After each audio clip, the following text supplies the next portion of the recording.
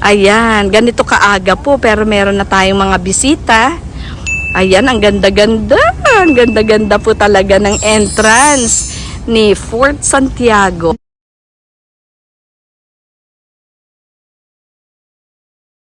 The gate of Fort Santiago was built together with the military barracks. In 1714, it was destroyed in the Battle of Manila in 1945. Intramuros administration restored the gate in July 1982. The Honorable Carlos P. Romulo, Minister of Foreign Affairs, donated the funds for the relief carving. Ayun ang relief sa taas. Wilfredo Layog of Betis, Pampanga carved the wood relief. Zacarias Salonga did the stone carving. Ayun pala, yung stone carving ay gawa po ni Zacarias Salonga. Oo, si Layog naman, Wilfredo Layog of Betis, Pampanga, ang gumawa po ng relief carving made of wood. Tama. So, ayan po, di ba? So, no littering nga po, no? Ang ganda, Parang ano na rin siya. Wow. May sanitize here. Nakalagay po doon. Plaza de Armas. Ito po yung Plaza de Armas. Kaya yung doon sa Esplanade is Maestranza dahil doon po sila nagsasanay. Mastery of their arms. Parang ganun po, no? They try to master siguro kung paano nila gamitin yung kanilang mga armas. Ito yung Plaza de Armas. Artillery. Ayan. Ang dami ng mga bisita, maaga pa. At napakaganda dahil it's a Friday and there is no sun. Maganda rin pala, no, pagka gray clouds, basta wag lang pumatak ang ulan. Okay. Anahaw, yung anahaw, laki na. Diba, ito po. Pag-aaklas ng rehimento ng Tayabas. Nag-alsa ang mga miyembro ng rehimento ng Tayabas sa pamumuno ni Sargento Samaniego upang bigyang katarungan ang pagpatay ng mga Espanyol kay Apolinario de la Cruz at sa mga kasapi ng Cofradia de San Jose noong 1 to 4 Nobyembre 1841. Nilusob ang Kutang Santiago sa tulong ng mga katutubong bantay. Sa loob nito ay may mga katutubong bantay pala. Kaya pinapasok pala nila.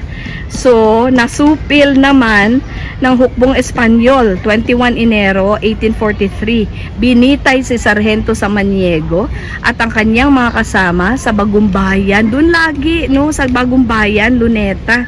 Ngayon Luneta, 22 Enero 1843. Kaya ang dami talagang mga binitay dyan sa Luneta na yan. Yan, tingnan nyo po. Wow, grabe. Paikot. Ito po yung Plaza de Armas. Okay. Kahit manilusob, ang nagpapasok pala sa kanila yung mga Indio. Yes, yung mga natives na mga bantay. Syempre, hindi naman pwedeng bantayan lahat ng mga Espanyol yun. Konti lang po sila, 'di ba? Ito yung Shrine of Jose Rizal. Nakapasok na kami dyan ni Sir Cloud dati pa. Wala pa kaming anak noon. So, ibig sabihin, mga 20 years ago na or more. Dambanang Rizal sa Fort Santiago. Ladrilyong guho ng bahagi ay ng isa sa pinakamatandang gusali sa Fort Santiago. Itinayo bilang kwartel para sa mga sundalong Espanyol. 1593. One of the oldest pala ito. Dito ikinulong si Jose Rizal. 3 Nobyembre hanggang 29 Disyembre kasi 'di ba he was killed December 30, 1896 bago ang pagbaril sa kanya sa Bagumbayan. Ngayong liwasang Rizal noong 30 Disyembre 1896, bahagi ng deklarasyon ng Fort Santiago bilang pambansang dambana sa bisa ng RA 597. Okay? Noong 6 ng Marso 1951. Muling ipinatayo 1953. Okay, ipinahayag bilang sagradong puok sa bisa ng Presidential Decree 105.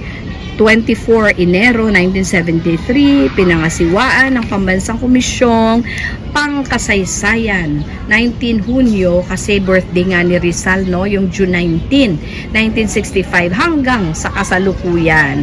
So, Dambanang Rizal sa Fort Santiago o Shrine of Jose Rizal.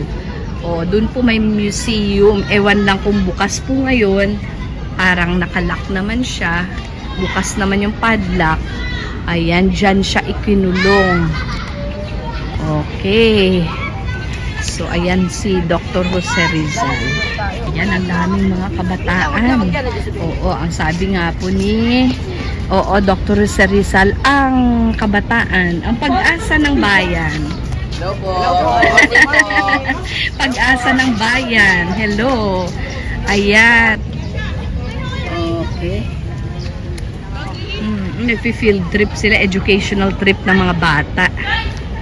Okay, ayan po. Ayan ang mga kalachuchi. Namumulaklak ang mga kalachuchi. Ayan po, Dito tayo sa taas. Wow, pwede pala mag-Stations of the Cross yata eh. The White Cross. Ayan, may nakalagay na ano sa White Cross. Lego Educational Center. Okay.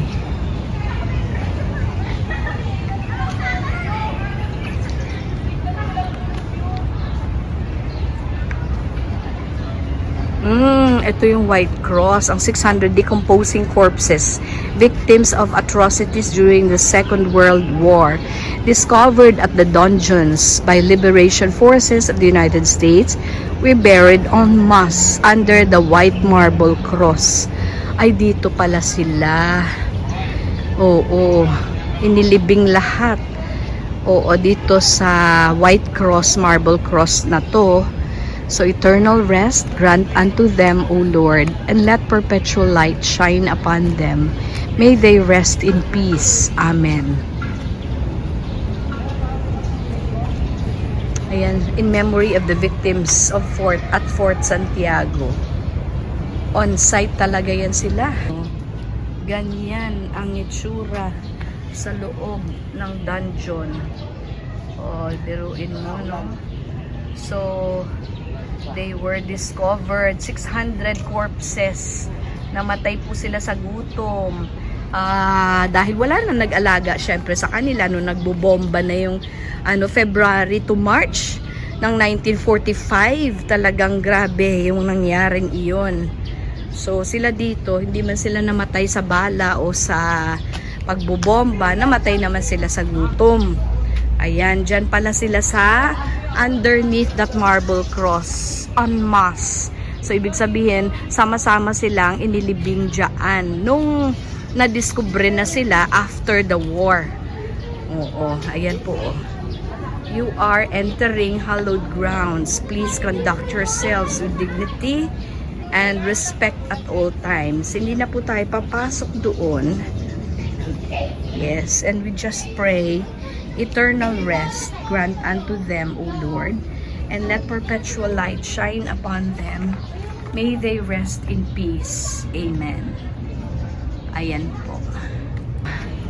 Ang Baluarte de Santa Barbara, first constructed as a wooden platform at the mouth of the Pasig River, 1593, rebuilt in volcanic tuff or adobe with storage vaults and powder magazines, 1599. Old storage vaults turned into dungeons with a new storage facility constructed on higher ground in 1715. Further fortified with the construction of the Falsabraga Media Naranja, a semicircular platform at the riverside. So 18th century addition na pala yun. So forms part of the fortifications of Intramuros, which were declared as a National Historical Monument in 1951. Then, as a National Cultural Treasure, 2014. Ito. O, pasok tayo pa. Oh, yung maambon. Doon na lang muna. Doon na lang muna kasi baka abutan tayo ng ulan, no? Oh, nakikita po doon yung dome. Oo, yung naka-green po doon na dome, yan po ang katedral. Okay. Ikot tayo dito at umaambon na. Buti na lang pinagbigyan tayo, no? Ay, wow, oh. Ito na, papunta na tayo dyan. Ito yung Falsa Braga Media Naranja. O, pagka tiningnan mo sa ilalim, mga dungeons pa yan. Kulungan. Yun ang hindi natin pinasok na. Oo. Oo, dire-diretso pa yan. Magkulong. Ha? Yung mga apon yan. Yung mga apon magkulong. May pala pa. Bakit pa? Sila sa galmin. Ayan. Tapos pag may tubig, pinapasok daw sila ng tubig dyan. Ayan, oh. Oh, diba? Oh, dito nila tiniteleskopyo yung kalaban pag nasa malayo pa. Siguro at that time, wala pa yung bridge na yan ng Delpan. Delpan Bridge yan eh. Papunta na sa Fort Area. Ayan.